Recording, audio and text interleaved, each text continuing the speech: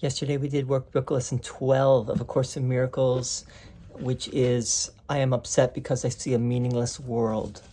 Today we are doing Lesson 13, A Meaningless World Engenders Fear. A meaningless world engenders fear. Today's idea is really another form of the preceding one, except that it is more specific as to the emotion aroused. Actually, a meaningless world is impossible. Nothing without meaning exists. However, it does not follow that you will not think you perceive something that has no meaning. On the contrary, you will be particularly likely to think you do perceive it. Recognition of meaninglessness arouses intense anxiety in all the separated ones. It represents a situation in which God and the ego, quote, challenge, unquote, each other as to whose meaning is to be written in the empty space that meaninglessness provides. The ego rushes in frantically to establish its own ideas there, fearful that the void may otherwise be used to demonstrate its own impotence and unreality. And on this alone, it is correct. It is essential, therefore, that you learn to recognize the meaningless and accept it without fear. If you are fearful, it is certain that you will endow the world with attributes that it does not possess and crowd it with images that do not exist. To the ego, illusions are safety devices, as they must also be to you who equate yourself with the ego. The exercises for today, which should be done about 3 or 4 times for not more than a minute or so at most each time, are to be practiced in a somewhat different way from the preceding ones. With eyes closed, repeat today's idea to yourself. Then open your eyes and look about you slowly, saying, I am looking at a meaningless world. Repeat the statement to yourself as you look about, then close your eyes and conclude with, a meaningless world engenders fear because I think I am in competition with God. You may find it difficult to avoid resistance in one form or another to this concluding statement. Whatever form such resistance may take, remind yourself that you are really afraid of such a thought because of the, quote, vengeance, unquote, of the, quote, enemy, unquote. You are not expected to believe the statement at this point and will probably dismiss it as preposterous. Note carefully, however, any signs of overt or covert fear which it may arouse. This is our first attempt at stating an explicit cause and effect relationship of a kind which you are very inexperienced in recognizing. Do not dwell on the concluding statement and try not even to think of it except during the practice periods. That will suffice at present. So, Jesus is taking us, this is only lesson 13, right? This is a whole year of lessons that Jesus has presented us with 365 days worth of lessons. We're at the very beginning. Jesus is taking us slowly, gradually, step by step. He doesn't want to bring up fear too much, but he wants to begin this process of us looking within ourselves and starting to recognize what is going on at a deeper level within ourselves. One of the most interesting parts of this, we'll go through the whole thing, but you know, this thing at the end where he says, he has us say, I am looking at a meaningless world. A meaningless world engenders fear because I think I am in competition with God. Whoa. I'm in competition with God. Where did that come from? He actually did start to explain it above, but we'll go through that in a moment. And then this whole thing about vengeance and the enemy, what's up with that? That's a little over the top, it seems. So let's go through it a little bit. This is the first time Jesus brought in fear. So he's bringing in the idea of fear. A meaningless world engenders fear. Where does the fear come from?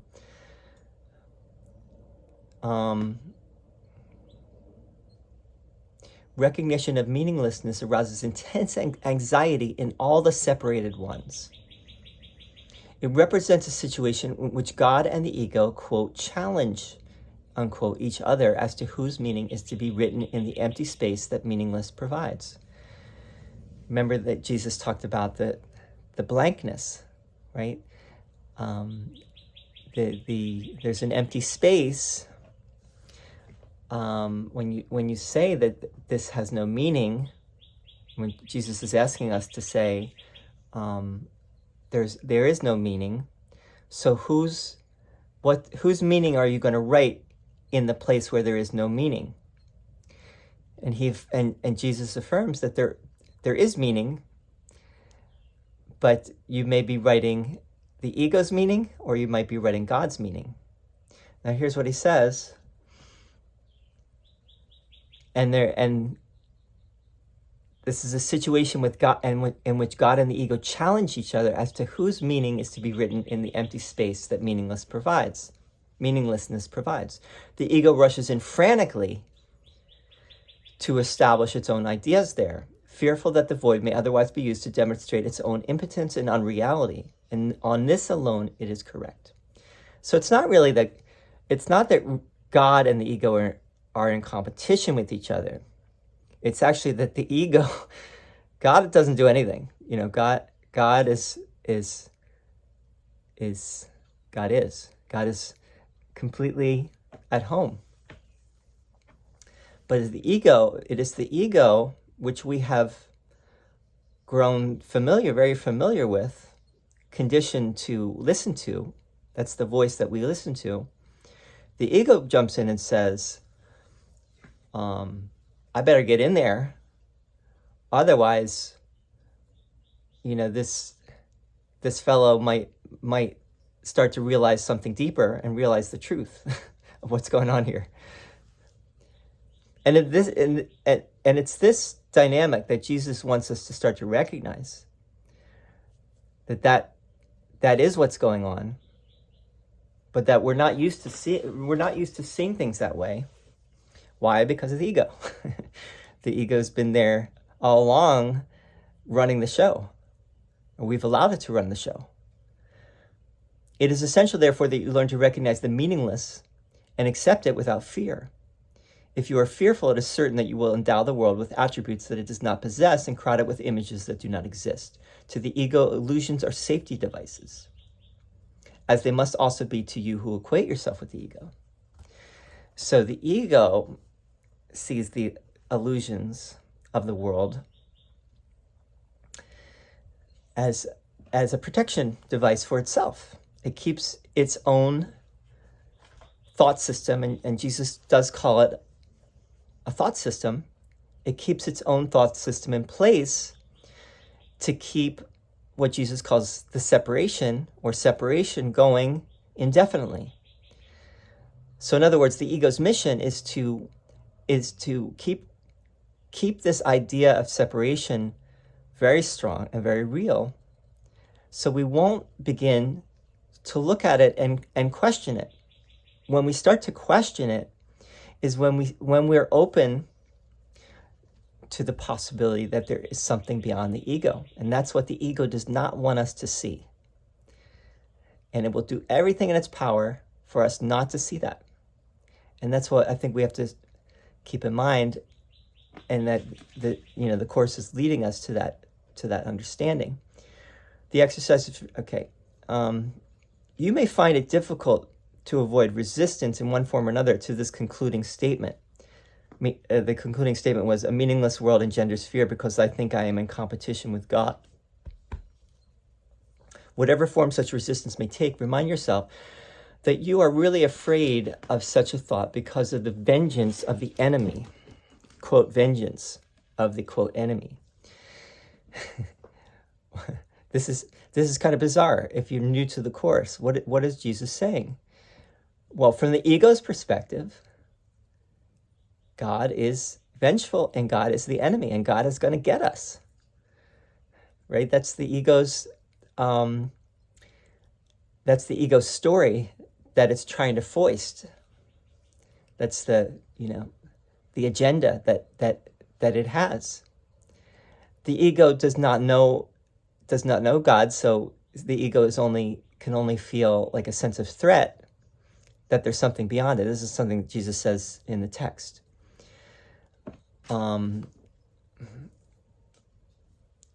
If we look deeply enough, we will see, if we ask ourselves, what are we really afraid of? It really goes back to being afraid that we will be punished. Who will we be punished by? We will be punished by some authority figure, and generally that authority figure becomes God or a God or something, some power beyond our mind, right? That we are subject to. You are not expected to believe the statement at this point and will probably dismiss it as preposterous. Note carefully, however, any signs of overt or covert fear which it may arouse. So you notice how that thought makes you feel, and you notice if there's any fear involved when you say, a meaningless world engenders fear because I think I am in competition with God. Jesus is getting at this idea that all the separated sons, this is what they believe. Every single one of us, on some deep level that we're not fully in touch with yet, this is what's going on. Anything else is only pointing to that deeper issue that we have made God, the ego has made God in its own image. And God has become wrathful and vengeful and an enemy of the state, right?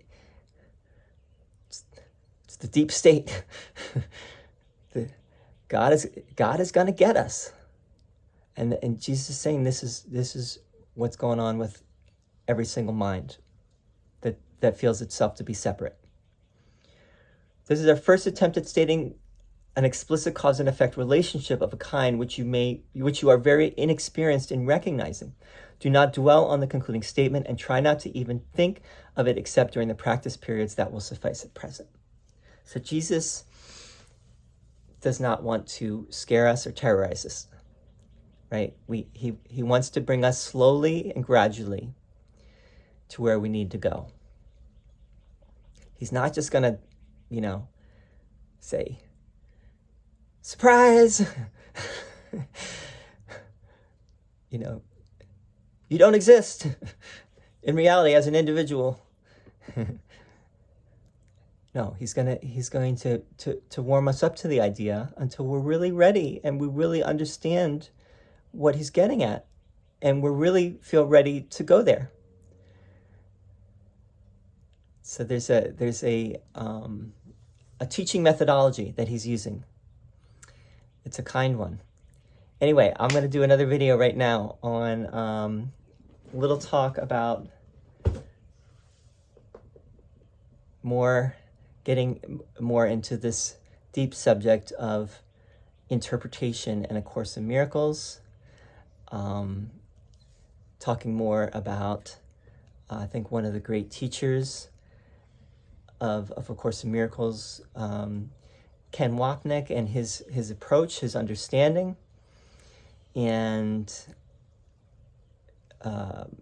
bring in an interview that he did some years ago, not too long ago actually, with another Ken. Stay tuned for that. It's a very interesting interview. And if you haven't listened to it yet, it's definitely worth listening to on YouTube. It's right there on YouTube. All right, thanks for listening. Talk soon.